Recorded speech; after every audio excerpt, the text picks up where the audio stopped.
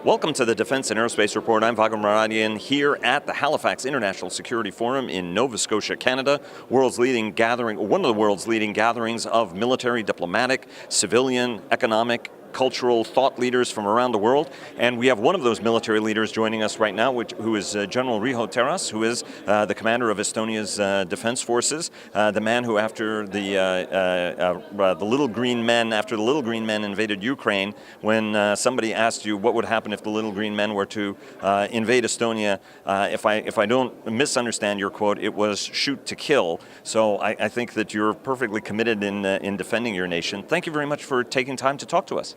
Thank you very much. I think the forum is very, very good forum. It's absolutely fascinating. And so one of the questions I wanted to ask you is, your perception of the threat of Russia depends on where you're sitting, and you're sitting right next door to Russia. And there's been, a lot of historical reasons for Estonian concern, but also on the eve of the Wales summit, Russian FSB agents went into, violated NATO's border to seize an Estonian intelligence officer and then take him to Moscow to try him. You watch very closely what the Russians are doing. There was the big Zapad exercise. What was your perception as an experienced military officer? What were the lessons? What did you see when you watched that exercise evolve on your borders? Well, the most important thing is that Russia has shown that it is ready and willing to use its military power to achieve its political objectives. Not always successfully, as we see in Ukraine, but still the conventional military power is one of the options in the toolbox, and they are exercising it. And the last Zapad exercise was a large-scale, from the very top to the bottom exercise along the whole NATO border from Norway down to the Black Sea. They exercise all levels of their country's military power in cooperation with other agencies, and they did it in the very, very big numbers. So we counted all together more than 100,000 people participating in this exercise, even though the Russians tried to downscale it.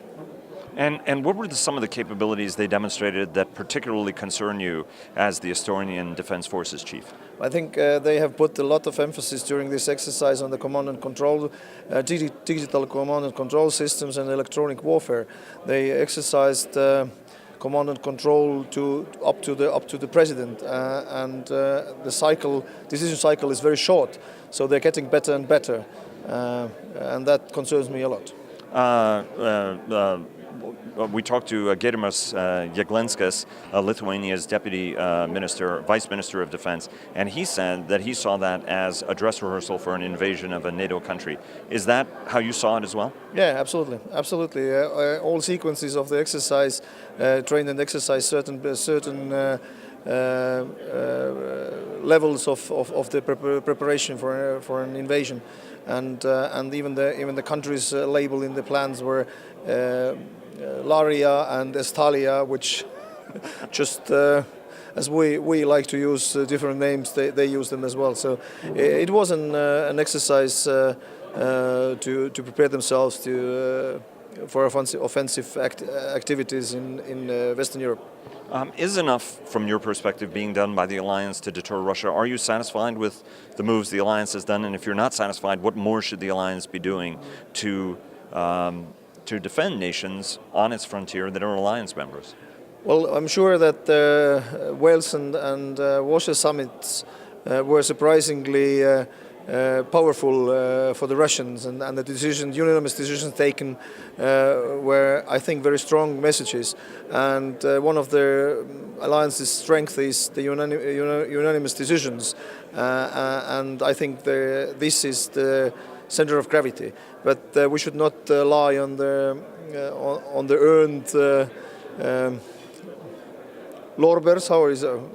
Rest on our laurels. That to be satisfied that we've achieved the mission. Yeah, we should not rest on laurels, but we should think about how we can significantly increase the deterrence posture in the eastern front of the NATO's borders, and I think the air domain, sea domain, Baltic Sea as such should be taken into account, and we should be planned better. We should coordinate better, and we should have better and more powerful defense forces, which needs a bit of more finances as well. And I think the NATO's nations in the last 3 years have shown that they have an interest to invest in the defense, and we should keep that positive momentum. Estonia has paid 2% of the GDP for the last 6 years now, and we have increased to 2.2, and the plans are to increase even more, and I hope the other nations will follow our example.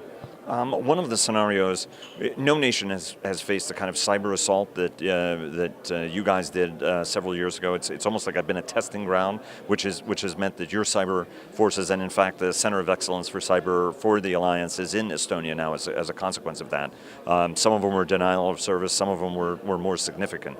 What I want to ask you is, could a little green men scenario, because everybody discusses this because of the large ethnic Russian minority that's in Estonia, everybody discusses that as, if there was ever going to be another little green man situation or anything like that, it would be in Estonia. Is that actually a viable scenario? Is that something that keeps you awake at night? Not for a moment, not at all. But I need to say that Russia does not need a pretext. They can create a pretext, and nobody will know whether the Russian speakers coming from Estonia or some from Siberia. But the current moment, Estonia's cohesion of the society is important, and everybody in Estonia is proud to be an Estonian in European country with democratic values, and I don't see any threat from there. And do you think that Russia has been sufficiently deterred, or do you think that they could still, if I listen to what you're saying, if they think that they can pull something off and get away with it, they will? They always use the opportunities, and we should not leave the empty gaps for the opportunist Russian president. So at current moment, I think NATO has shown resolve, and it was significant. The first NATO's allies planes arrived in Estonia 20 hours after we asked for support during the Ukraine crisis. The decisions in Wales and Warsaw showed that NATO is unified, and an enhanced forward presence battalions in each of the Baltic countries and Poland show that NATO can do very quick decisions and very efficiently. But we should, as I said, we should not stop there. We should go further and try to develop significant plans, real plans to defend the mainland Europe. Are you convinced that your fellow chiefs of defense from nations that are far from Russia's borders understand the gravity of the situation? When you talk to, for example, allied leaders that may be in the Mediterranean or elsewhere who have maybe a different perception of Russia and the threat that it poses to the alliance? I am sure and convinced that Russia has done a lot to make sure that even the Portugal and Spanish chief of defense will agree with me that Russia is aggressive, behaving aggressively and using its conventional weapons and conventional power to achieve its objectives. So I am convinced that all the NATO chiefs of defense sitting around the table are voting for better and more secure Europe, which means more deterrence posture. And as the Estonian defense chief, is there any doubt in your mind that if Article 5, that if in the event something happens, that the allies, that NATO will be there for you, especially the United States, given that some people have questioned whether, because President Trump did not specifically say Article 5 at the dedication ceremony earlier this year, are you convinced that if Article 5 is triggered, the alliance will come to Estonia's defense? Yes, I am. And I have always been. NATO is the best military alliance in the world. It has its difficulties, as all big organizations with 28 members, but I'm absolutely convinced that Article 5 is still a valid concept. But more importantly, the Article 3, which forces the nations to invest in their own defense, is important as well. And as long as all the nations do their utmost, then the nations together can be very strong and are very strong. Nobody wants the end of NATO, and I think if Article 5 will not function, it will be end of NATO. You talked about capability. Let me take you to the question of priorities, modernization priorities in particular. Talk to us about what your top modernization priorities. What are the capabilities that you guys are working to build? Where do you need to be in 5 years in terms of your capability development? We are right now in the project of digital battlefield, where we try to put together Estonian-built unmanned ground vehicle system, unmanned aerial vehicle, and the command and control system, which should be working in support of their infantry soldiers on the field. It is a very, very modern product with artificial intelligence, etc. I think our ground vehicle system, which is invented in Estonia, is one of the world-leading projects. And so not only the uniforms will be digital, but the whole battlefield will be digital in 5 years' time. We need to be ahead of time. Talk to us a little bit about how all the countries in the Baltics, but also others in the region, are ensuring interoperability, given that each country has always had a slightly distinct approach to its security, obviously not in Soviet times, but since. What are some of the things you're doing with your fellow chiefs to make sure that there is complete interoperability between three nations that are facing one very, very big, very powerful nation? I would not take the three nations specifically out of the picture. I think all NATO's nations need to work together. But we have shown in Afghanistan, where 52 nations were able to operate together, that we can if we want. Of course, there's always a different, perhaps a different radio set, a different technology. But the main thing is it should be a same mindset, and the mindset rules over the technology. And I think we don't have big capability gaps in the mindset area, but we should work in the technology field more and more. One last question on Russian disinformation campaigns, which are very, very active across Europe. We've seen even in the United States. There's even discussion in Canada where there could be fingerprints of Russian activity. Talk to us a little bit about what the best way to counter this sort of persistent Russian efforts in cyberspace, in the information sphere, to try to discredit the countries of NATO in as broad a fashion as they can. Well, the first thing is I don't think the European people believe what Russians tell. I mean, the Russians are very effective against their own people.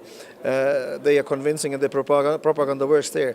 I'm not that convinced that the propaganda works for European countries. But the only thing we can do, we can tell the truth and tell about it and try to find the disinformation campaigns and open the. We have created a homepage called Propastop, where we take out the propaganda pieces of the Russians in all over the world and try to translate them, explain them to the people, to Estonian and English, in Estonian and English version. This is a volunteer-based page with our National Guard people who daily work as journalists, and on the weekends and on the off times they put together this page. You should look at it. Propastop. One last question. Does the alliance need to do more tactical nuclear and nuclear scenario planning overall from your standpoint, given how much the Russians discuss nuclear capabilities more and more, including in the recent exercise that was aimed against Sweden?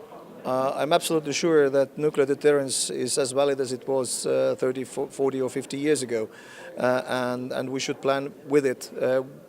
Probably not only tactical level, but on all levels possible, because Russians feel that they have built up an advantage there. But I'm not sure it is there, but at least the feeling of them is there. And I'm sure that the message is coming from United States that they are upgrading their nuclear triad is very, very important. And are you satisfied with the progress made toward that military Schengen zone that Ben Hodges was talking about? Well, we have talked about it with Ben many times, but I see Estonia as a European Union presidency country right now has taken that project ahead with the European nations, and we are about to sign the plans on that particular piece, how to move the people and equipment quicker inside of European borders. Sir, thanks very much. Best of luck to you. Thank you. Thank you very much. Thank you. It was a pleasure.